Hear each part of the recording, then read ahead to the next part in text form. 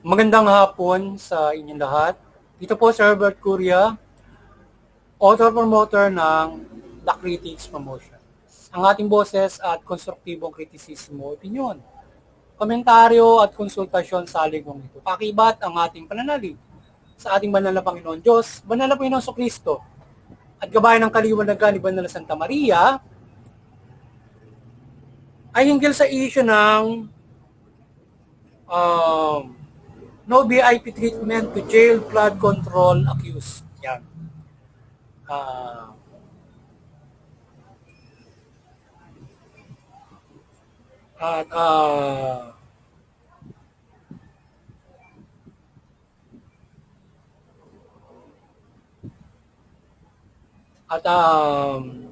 Ayon sa BGAMP, ay walang VIP treatment sa mga high-profile inmate mula sa flood control mess o corruptions na nakadetain ngayon sa Quezon City Jail na sina dating Senador Revilla at mga sina engineer at mga engineer at ilang kawani ng DPWH, etc. etc. Sila ay kukulong kasama ng mga ilang mga PDL. So yun, naka-detain na sila ngayon doon sa Quezon City Jail. So no VIP treatment, sabi ng ating pamalag, DILG, Sandigan Bayan o the entire government. So ngayon ay itong mga high profile na ito na inmate, hindi nila bibigyan ng VIP treatment, sabi nila, na inaakusahan dito sa flood control mess, no bail, itong mga to, so mananatili sila doon sa kulungan na yon hanggat nililitis sila. So, ang mga BGMP guard ay magsusuot ng body camera sa kanilang pagkasalamuha sa mga PDL. Ang boses ng The Critics Promotions at yung ating People's Anti-Crime Promotions na anti-criminality promotion natin, kakibat ang pananalig sa ating banal na Panginoon Diyos, Panginoon Kristo at gabay ng milagro ng kaliwanagan ni Banal Santa Maria, ay hinggil sa issue ng dito sa issue ng no VIP treatment to jail flood control accused ay ang ating side dito ay ang ating pamalaan ay wastong magpairal ng fair treatment to all PDL or inmates basta lamang na walang palakasan or VIP treatment. So tayo ay sangayon naman tayo doon sa bilang ating opinion o kritisismo. So sangayon tayo doon sa sa ginagawa ng ating pamalaan ngayon regarding dito sa mga inaakusahan na high profile. Ngayon, ay ang ating boses dito naman ay sundin yung ating pamalaan mula BGMP o Pulisya, DILG, ang human rights niya. Implementations in PDL o respeto karapatan ng lahat ng PDL mula maliliit na tao o malaking tao at anuman ang krimen na nagawa, lalo yan nasa paglilitis pa lang. So sana yung karapatang pantao nitong mga inaakusahan na ito on the process o irespeto yung due process at karapatan nila sa loob ng bilibid habang nililitis, lalo ng bail yan, sila ay hindi makabail, ay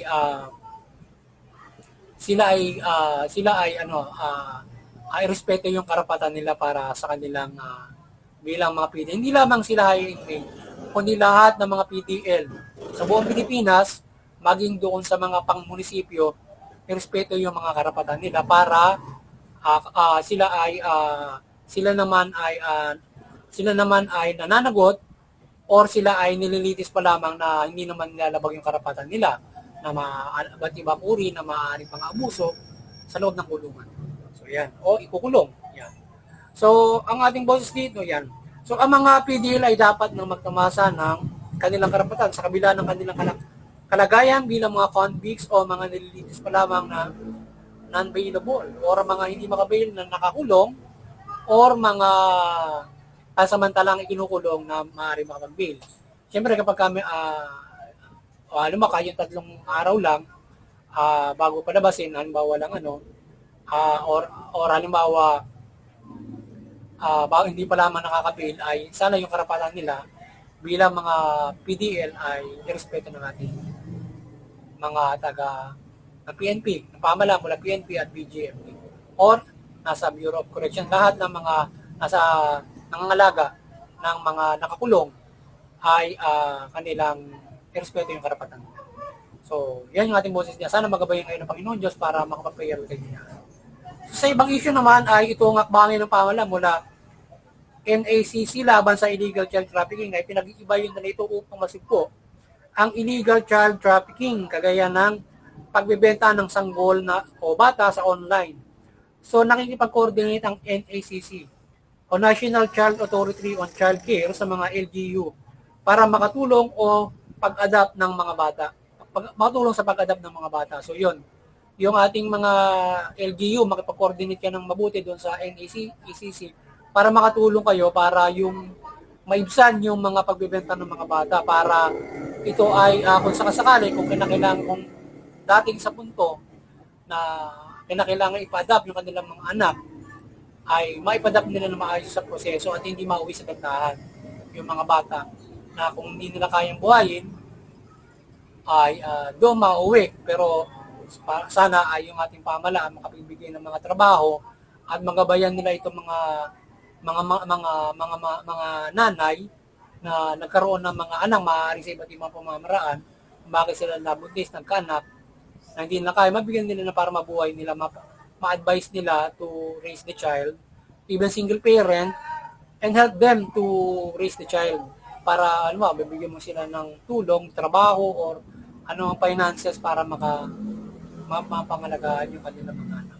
So, at yung mga nanay na nasasadlak diyan, so pilitin nyo na mabuhay yung mga anak niyo. Maawa kayo dun sa mga bata na pagkapanganak, iwanan nyo sa sako, basurahan, kung saan nilalagay nyo para yung iba papatayin pa, at lalo na yung nag-aagas. So sana iwasan nyo yung ganun. At inyong buhayin yung inyong mga anak para hindi kayo magkasala sa Panginoon Diyos, gayon din sa batas para kayo ay hindi maparusahan ng batas at ng Panginoon Diyos. Sana kayo ay matakot sa Diyos, kayo din sa batas. So, kung ano man ang kinasapitan nyo, kung makararanas man kayo ng kahihiyan, o ano bang maaaring kamuhiyan kayo ng mga magulang nyo, lipunan dahil sa nangyari sa inyo, gumawa kayo ng lahat ng pamamaraan kung paano nyo ma-erase yung mga anak nyo. Kinakailangan harapin nyo ang mga kahihiyan, harapin nyo sapagkat ginawa niyo yan. Ngayon, huwag nyong katakutan ng pag-erase nito. Humingi kayo ng tulong sa Diyos kung kayo nagkamali niyaan para tulungan kayo ma-erase nyo yan. Mga bagay na yan. At palakasin kayo at kayo ay ma-erase nyo at kayo magkaroon ng magandang panibagong buhay. Yan. Alam ba, mga couple naman na hindi nyo kayang erase yung mga child nyo, sana kayo ay pilitin nyo ma-erase yan, humingi kayo tulong sa pamahalaan para mabigyan kayo ng trabaho at mapalaki nyo yung mga anak. Lalong-lalo yung kasi yung mga kabataan na nabubuntis, hindi na kaya yung mga bata na natatakot sa magulang o whatsoever na sitwasyon. Huwag kayo lumapit doon sa ating pamahalaan, doon sa ating mga para yung ating naman pamahalaan maging open kayo doon sa mga ganong klase ng mga kabataan o paano sila ma-advisean doon sa ganong klase ng kalagayan. Lalo na yung mga anak sila, gano'n. Para sila hindi mauwi doon sa magkaroon ka ng mga programa kung paano nyo mahikaya ng NACC, mahikayat yung mga parent, yung mga nanay na nagkagalay, mga kabataan. Lumapit sa kanila para kung kailangan papa-adapt or paano nila bubuhayin para makaiwasan nila, maging kahihiyan or mang pagtataguyod ng mga kabataan or paano na mapapaliwanag sa mga magulang nila ang mga bagay na yan. Kaya ipag-ibayuhin ng gobyerno mula NACC at iba't ibang mga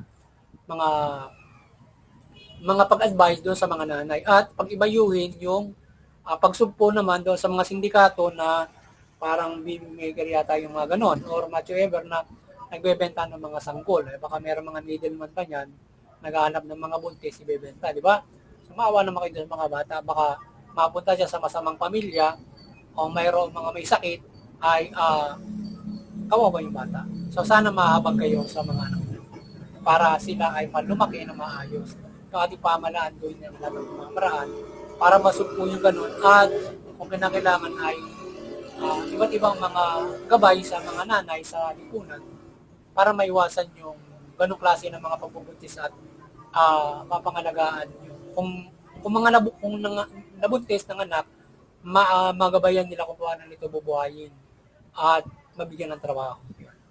So, isave ang buhay ng mga children sa mahusay na hakbangin ng ating pamahalaan. So, we hope ay makatulong ang nasabing ahensyo ang pamahalaan laban sa illegal na child trafficking mula dito sa hakbangin na ito at magkaroon ng maraming hakbangin para matigil ang illegal child trafficking. Ang mga parents ng mga bata o nanay na maaaring mabigyan ng trabaho ay bigyan ng trabaho para mabuhay at itaguyod ang mga bata at hindi ipaampun. Sana wag niyong ipaampun yung mga bata.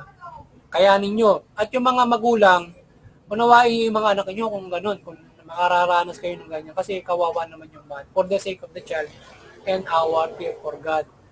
Para pangalaga, wag niyong anuin yung mga anak niyo kung nagkaganon yung anak niyo. Kung maaga man silang lumandi, o naloko, whatsoever, o marip pa, sana unawain niyo yung mga anak niyo at gabayan niyo kasi sila. Kasi nasa wasang paggabay niyo rin naman yan para sila ay hindi mauwi doon sa maagang sexualidad o mga sexualidad na hindi sa loob ng marriage life para preparado sila magkaroon ng mga children.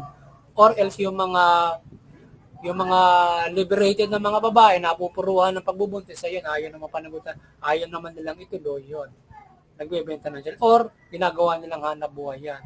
So, kaya sana yung mga nanay, yung mga parents mag-unawaan kayo para ma-erase kung nagkaganon man at iba't ibang situation. Sana yung advice ng ating NACC o anumang sino mang nakapag-a-advise sa ating mga parents, mga nanay na magkaganon or mga couple para i-raise yung mga child. Di ba? So, gabayan kayo ng Panginoon Diyos ang lahat para kung paano tayo makapag-raise ng child at kung paano natin papasukin itong usapin ng sexual na ito na hindi tayo mabubuntis. Or kung paano natin maiwasan yan sa gawain ng Panginoon Diyos at gabay din ng ating pamahalaan. Yan. Para maiwasan kung kayo ay hindi nyo nasusunod ng Panginoon Diyos at sumunod kayo din sa pamahalaan para hindi kayo mabuntis sa inyong mga at magkasakit sa inyong pag-ipagtalik. Nagkakaroon ng HIV na nabubuntis. Kahit pa paano sundin nyo yung pamahalaan kung hindi nyo masunod ng Diyos para hindi naman mauwi sa aagasin nyo yung sanggol, papatayin nyo, ipapampun nyo, di ba? Parang ganon. So kaya sana magabayan kayo para at least magkaroon ng kayusan yung at lalo lang na yung namang mga iwasan yung sindikato, mawala mo kayo sa mga bata para yung mga nanay na ibebenta nyo ng ganon. So kung kayo walang trabaho, lumapit kayo sa gobyerno para si LGU, kakibat na rin yung LGU pagpapairal ng mga trabaho, lalo ng mga cities para malapitan kayo for job. Yan. At ay nakahayang trabaho. Usually kasi yan ang problema kaya hindi ma-erase nila ang trabaho. Diba? Ayun. So, isave ang buhay ng mga children sa mahusay na hakbangin ng ating pamahalaan. So, yun. So, muli, ang kalinga ng Banal na Santa Maria ay kumalinga sa mga bata at mga nanay na nabubuntis at protektahan sila sa anumang kapahamakan. Sana, protektahan ng Panginoon sa Banal na Santa Maria. Sana, gabayan kayo ng kalipanagan. Yung mga nanay, protektahan kayo, mga nabubuntis, para ma-erase nyo yan, hindi nyo patayin yan, hindi nyo ipaampon, malagaan. Sa yung pamahalaan, magabayan sila para dyan. So muli ay maliwanagan ng Diyos at Kristo Jesus at Mother Mary, o gumabay sa ating maliwanagan na Banal na Santa Maria ang bansang ito mula pamahalaan at ang ating mula pamahalaan at ang ating mamamayan. Yung pamahalaan, mamahalan ng mabuting tuwing. Tugunin yung karapatang pantao, patas ng sisya at iwasan yung pang-aabuso, korupsyon, paninikil ng tao, opresyon, at hindi patas na pagpapairal ng pamamahala. Bagkos ay yung magpairal ng mabuting pamamahala, equality of governance. At yung mamamayan, iwasan yung paglaban sa pamahalaan, paglabag sa batas. Bagkos, suportahan yung mabuting pamamahala, pagpapairal ng patas na pamamahala, patas na pagpapairal ng ekonomiya, politika, social, yan, at karapatang pantao, patas na pagpapairal ng karapatang pantao, at justisya. Yan. Para makapamuhay tayo ng mapayapa, maunlad, yan. At higit sa lahat, makakapanampalataya tayo sa ating banal na Panginoon Diyos, mula Panginoon sa Kristo magkaroon tayo ng kaligtasang spiritual, mula sa magaan nating pamumuhay na tayo mapayapa at maunlad. Kaysa tayo namumuhay ng magulo, naghihirap, sa ating pananampalataya. Yan. Bagos, ganun man ating kinakasapitan, kinakasadlakan o pamumuhay natin ngayon, naging matibay tayo hanggang sa makamtan natin yung magaan, mapayapang pamumuhay. So yun, magandang hapon sa inyo lahat. At God bless. Sana nakabawsa naman ng The Critics Promotions ng konstruktibong kritisismo, opinion, komentaryo at konsultasyon sa linggo ito. Magandang hapon sa inyo lahat at God bless you.